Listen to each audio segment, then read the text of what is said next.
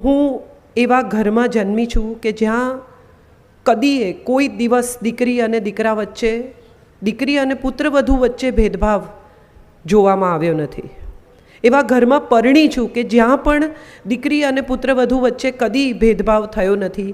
અને આ વ્યાસપીઠ પરથી હું એ કહી રહી છું, એનો અર્થ એ થાય છે કે ખરેખર હું બહુ નસીબદાર છું, અથવા મને ક્યાંક કશેક આવું સુખ મળ્યું છે. પણ સવાલ એ છે કે બધી સ્ત્રીઓને આ મળે છે કે નથી મળતું. નાગર હોવું એ બહુ મોટી ઈશ્વરની કૃપા છે એવું પણ આપણે કદાચ માની લઈએ. તો પણ એક સવાલ એ છે કે સ્ત્રી દાક્ષિણ્ય ક્યાંથી આવ્યું, અથવા કોણે ઇન્ટ્રોડ્યુસ કર્યું આ જગતમાં. કૃષ્ણ સુધી જવું પડે અને સમજાય કે નરકાસુરને ત્યાંથી નીકળેલી 16,100 સ્ત્રીઓને એમણે એમ કહ્યું કે તમે વિશ્વમાં જ્યાં જઈને વસો ત્યાં તમે મારી પત્નીઓ છો. 16,100 સ્ત્રીઓની જવાબદારી લેવી, એમના સંતાનોને નામ આપવું, આનાથી મોટું વુમન એમ્પાવરમેન્ટ શું હોઈ શકે? એ સમયમાં એમણે કર્યું. ઘણી બધી સ્ત્રીઓ ફરિયાદ કરે છે કે સ્ત્રી દાક્ષિણ્ય જતું રહ્યું છે, આમ છે તેમ છે, મોલેસ્ટ કરવામાં આવે છે, સ્ત્રીઓની છેડતી કરવામાં આવે છે. એ બધી સ્ત્રીઓને મારે 2-3 સવાલ અહીંથી પૂછવા છે, નાગર સ્ત્રી તરીકે, નાગર દીકરી તરીકે. નાગર પુત્રવધુ નથી, પણ નાગર દીકરી તો છું જ. અને માટે એ સવાલ મારે એ પૂછવો છે કે સ્ત્રીઓને સૌથી પહેલી મુક્તિ અપાવનાર અથવા સ્ત્રી દાક્ષિણ્ય દેખાડનાર કોણ હતું? આ બધા પુરુષો હતા સાહેબ. સતી પ્રથા બંધ કરાવનાર રાજા રામમોહન રાયથી શરૂ કરીને એક આખું લિસ્ટ બનાવીએ તો સમજાય કે વોશિંગ મશીન અને મિક્સર શોધનારા પણ પુરુષો હતા. એ લોકોએ એવું ગોતી કાઢ્યું કે સ્ત્રીને આટલી જગ્યાએ તકલીફ પડે છે, તો આપણે એને એવા સાધનો આપીએ કે જેનાથી એનું રોજિંદું કામકાજ સરળ થઈ જાય. તો ફરિયાદ આપણે શેની કરીએ છીએ કે સ્ત્રી દાક્ષિણ્ય નથી, લોકો આમ વર્તે છે? તો મારે 3 મુદ્દા કહેવા છે. સૌથી પહેલો મુદ્દો એ છે કે ક્યાં નથી સ્ત્રી દાક્ષિણ્ય? તો સૌથી પહેલું નથી સિનેમામાં અને સાહિત્યમાં. સ્ત્રી પોતે જ પોતાની જાતને ક્યાંક કશેક નીચે ઉતારે છે. બીજે નથી સમાજમાં કે જ્યાં સ્ત્રી પોતે જ એવું સ્વીકારે છે કે સુંદર હોવું એ સ્ત્રીત્વ છે. તમારી બ્યુટી સાથે જોડાયેલી કોઈ વાતને બહુ ગંભીરતાથી લેવાની જરૂર નથી, કારણ કે હમણાં જ કહ્યું કે કાયા છે અવિનાશી, કશું હવે રહેવાનું નથી. તો એની સાથે આખી વાતને ક્યાં જોડવી? તમે જુઓ ટેલિવિઝન પર તો તમને સમજાય કે ગોરા થાઓ, પાતળા થાઓ, વાળ કાળા કરો, વજન ઉતારો, એ સિવાયની જાહેરાત આપણે જોતા જ નથી. માં પણ દીકરીને શીખવે કે વાળ વધાર, પાતળી થા, લગ્ન નહીં થાય. જોઈને પરણનારા સાથે જો પરણવું હોય તો હું માનું છું કે સ્ત્રીએ સૌથી પહેલું તો પોતે જ આ સ્ત્રી દાક્ષિણ્ય વિહોણા પુરુષને નકારી દેવો જોઈએ કે જે રૂપને પરણે છે. આપણે કેટલી બધી જગ્યાએ જાહેરાતો વાંચીએ છીએ કે જેમાં લખ્યું હોય છે ઊંચી પાતળી ગોરી સુશીલ.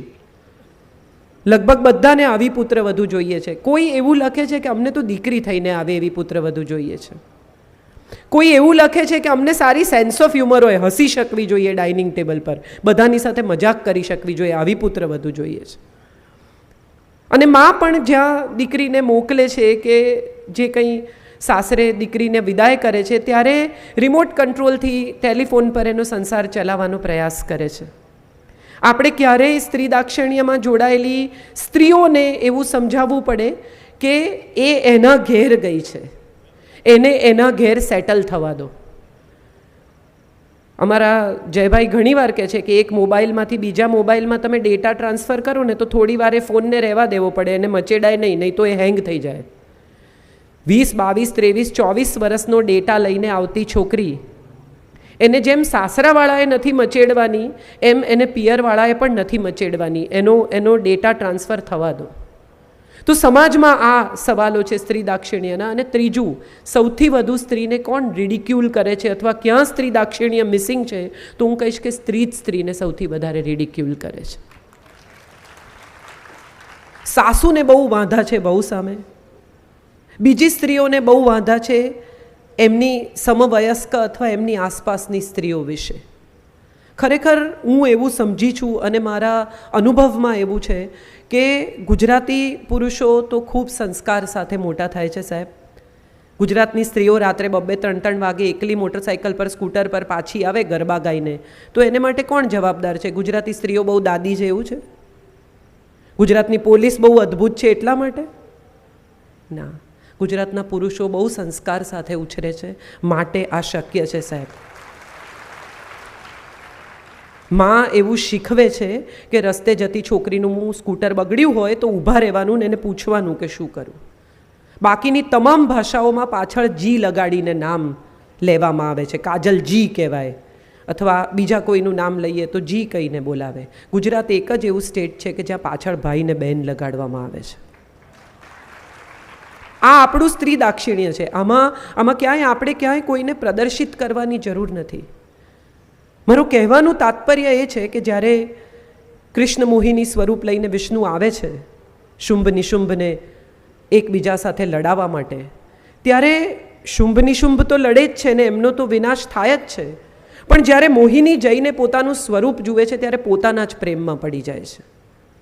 કહેવાનું તાત્પર્ય જ્યાં હું પહોંચી રહી છું ત્યાં એ છે કે સ્ત્રી પોતાના જ સ્વરૂપના પ્રેમમાં છે, પોતાની જ સુંદરતાના પ્રેમમાં છે. અને સ્ત્રીને લાગે છે કે સુંદરતા ખતમ એટલે બધું ખતમ.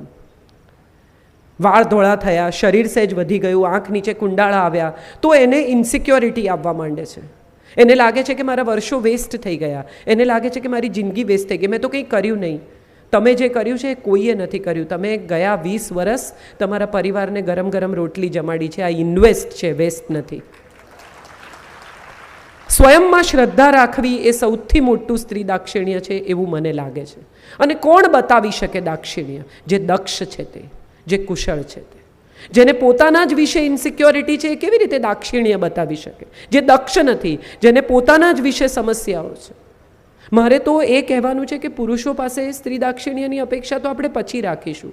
પહેલાં પોતાની જાત પાસે દાક્ષિણ્યની અપેક્ષા રાખીએ. દૂસરોं की जय से पहले खुद को जय करे.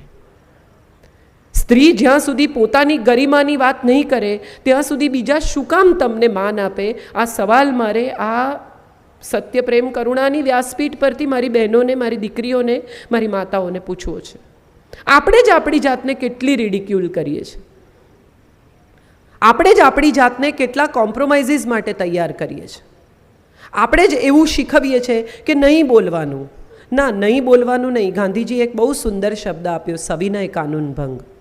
વિનય ન ચૂકાવવો જોઈએ, છતાં તમને જે ન ગમે એ કહેવાનો અધિકાર તમને મળવો જોઈએ. આવું હું શીખી છું, આવો મારો ઉછેર છે અને હું માનું છું દીકરીઓને આવો ઉછેર આપવો જોઈએ. બીજી એક મહત્ત્વની વાત, બહુ બધી માતાઓ એવું કહે છે કે અમે તો અમારી દીકરીને દીકરાની જેમ ઉછેરીએ છીએ. સરસ વાત છે. એનો અર્થ એમ થયો કે તમે જ એવું સ્વીકારી લીધું કે દીકરાનો ઉછેર બેટર છે, સૌથી પહેલાં તો. અને બીજી વાત કે કોઈ માં એવું કહે છે કે હું મારા દીકરાને દીકરીની જેમ ઉછેરું છું. અને જો નથી કહેતી તો કેમ નથી કહેતી? કેમ દીકરીનો ઉછેર કેમ ખરાબ છે? દીકરાને કેમ રાંધતા ન શીખવી શકાય? દીકરાને કેમ ઘર સાફ કરતા ન શીખવી શકાય? દીકરાને કેમ બટન ટાંકતા ન શીખવી શકાય? દીકરાને કેમ એવું ન શીખવી શકાય કે તારી પત્ની કામ કરતી હોય બેટા તો તું જો વહેલો આવે તો 1 કપ ચા કરજે, એમાં પુણ્ય છે. આમાં ક્યાંય કશુંય ગુમાવવાનું નથી. આપણે પરસ્પર સ્નેહ શીખવતા જ નથી. આપણે ડોમિનેશન શીખવીએ છીએ દીકરાને અને સમર્પણ શીખવીએ છીએ દીકરીને. આમાં ક્યાં આવશે દાક્ષિણ્ય? એ સવાલ બહુ મહત્વનો છે. કોઈ માટે કશું કરવું એ વેવલા વેડા નથી. પત્નીને એમ કહેવું કે હું તને બહુ પ્રેમ કરું છું, એમાંય કશું ખોટું નથી. એમાં ક્યાંય તમે વેવલા બૈરી ગયેલા નથી થઈ જતા. જે તમારા માતા પિતાનો ખ્યાલ રાખે છે, જે તમારા કુળને વધારે છે, જે દીકરી પરણીને આવે એને પુત્ર વધુ કહેવાય. એનો અર્થ એમ કે જે પુત્રથી પણ વધુ છે તે કુળ વધુ કહેવાય. જે કુળ વધારે છે તે, એને જો આપણે સ્નેહ નહીં આપીએ, એને જો આપણે પ્રેમ નહીં આપીએ તો આપણે કયા સ્ત્રી દાક્ષિણ્યની વાત કરીએ છીએ? બહાર ટ્રેનમાં ઊભા થઈને કોઈને સીટ ખાલી કરી આપવી એ સ્ત્રી દાક્ષિણ્ય નથી મારા હિસાબે. હવેની સ્ત્રીઓ એટલી સક્ષમ છે કે પોતાની બેગ ઉપાડીને ઉપર મૂકી દે છે. એને એવા સ્ત્રી દાક્ષિણ્યની જરૂર નથી. એને એવા સ્ત્રી દાક્ષિણ્યની જરૂર છે કે જો થાકેલી હારેલી પત્ની ઘેર આવે ને એની ઓફિસની કંઈ ફરિયાદ હોય તો પતિ ટીવી બંધ કરીને એને 5 મિનિટ સાંભળે. કોઈ સોલ્યુશન નથી જોઈતું. હવેનું સ્ત્રી દાક્ષિણ્યની પરિભાષા પણ બદલાઈ છે. સાડી લઈ આવવી એ સ્ત્રી દાક્ષિણ્ય નથી. હવે સ્ત્રી જાતે જઈને પોતાને માટે સાડી ખરીદી શકે છે. પણ હવેનું સ્ત્રી દાક્ષિણ્ય એ છે કે તમારી પત્ની રવિવારે ઘરે હોય, તમે પણ રવિવારે ઘરે હો, તો તમારા સંતાનોને એવો દાખલો આપો કે ચાલ હું તને રસોડામાં મદદ કરું, ચાલ તને દિવાળીના કામમાં 2 દિવસ રજા લઈ અને હું ઘેર રહું. એમાં ક્યાંય કશુંય ગુમાવવાનું નથી. આવું મને સમય જતાં સમજાયું છે. બલકે આ ઇન્વેસ્ટમેન્ટ છે સંબંધોમાં, સ્નેહમાં અને સમજણમાં. જેમ એક જમાનામાં મારા દાદી પથ્થર પર ચટણી વાટતા, પછી મારી મા મિક્સર લાવી તો અમે બધા એકદમ નવાઈથી ઊભા રહીને જોતા, ગુર્ર થાય, ચટણી વટાઈ જાય, આશ્ચર્યચકિત છોકરાઓ. હવેની દીકરીઓ ચટણી લાવે, કટ કરે, બાઉલમાં કાઢે, પાણીમાં નાખે ને આપણને ખવડાવે. સમય બદલાયો છે. એવી રીતે સ્ત્રી દાક્ષિણ્યની પરિભાષા પણ બદલાવી જોઈએ. હવેનો સમય એ છે કે સ્ત્રી કમાય છે. હવેનો સમય એ છે કે એને એના ફાઇનાન્શિયલ નિર્ણયો જાતે કરવા દેવા જોઈએ. લાવ તારું ઇન્કમટેક્સ રિટર્ન હું ભરી દઉં નહીં, બેસ મારી બાજુમાં, તને ઇન્કમટેક્સ રિટર્ન ભરતા શીખવાડું. આ હું માનું છું સ્ત્રી દાક્ષિણ્ય છે. અને છેલ્લી એક વાત જે મારે કહેવાની છે એ છે કે બહુ જ બધા પુરુષો પત્નીને એવું કહે છે કે તને ના સમજણ પડે, તારે આમાં શું કામ છે, તારે આ જાણીને શું કરવું છે. હું એવું માનું છું કે સૌથી મોટું સ્ત્રી દાક્ષિણ્ય એ છે કે પત્નીને ખબર હોવી જોઈએ કે મેડિક્લેમની પોલિસી કઈ છે, ક્યાં મૂકી છે, અને કેશલેસ હોય તો કઈ કઈ હોસ્પિટલ્સમાં અવેલેબલ છે. પત્નીને એવી ખબર હોવી જોઈએ કે ઇન્વેસ્ટમેન્ટ શું છે. કાલે ઉઠીને હવેના સમયમાં કોઈની જિંદગીનો ભરોસો નથી. પોતાના પર ડિપેન્ડન્ટ કરી નાખવામાં આવે સ્ત્રીને, એ સ્ત્રી દાક્ષિણ્ય નથી. એને ઇન્ડિપેન્ડન્ટ કરવામાં હવે સ્ત્રી દાક્ષિણ્ય છે. એને એવું કહેવું જોઈએ કે તું તારી મેળે નક્કી કર, બેંકની સ્લીપ ભરતા શીખ, પૈસાનું ઇન્વેસ્ટમેન્ટ સમજ. કાલે ઉઠીને હું નહીં હોઉં તો તને મારી ખોટ આટલા પૂરતી ન લાગવી જોઈએ. જરૂર લાગશે. જેની સાથે તમે આટલા વર્ષ જીવ્યા હો એની સાથે તમને ખોટ ન લાગે એવું શક્ય જ નથી. પણ ફાઇનાન્શિયલ ડિપેન્ડન્સ માટે, બીજી નાની નાની વસ્તુઓ માટે જ્યારે પત્ની તમને યાદ કરે ત્યારે હું માનું છું કે એ સ્ત્રી દાક્ષિણ્યનું ફેલિયર છે. અને એક છેલ્લી નાનકડી વાત કહી દઉં મારી. લક્ષ્મીજી અને શનિ મહારાજ 2 જણા એક દિવસ નારદ પાસે ગયા અને કહ્યું કે અમારા બેમાંથી સુંદર કોણ છે, અમારા બેમાંથી કોણ વધુ પ્રભાવશાળી છે. નારદનું સ્ત્રી દાક્ષિણ્ય અદ્ભુત.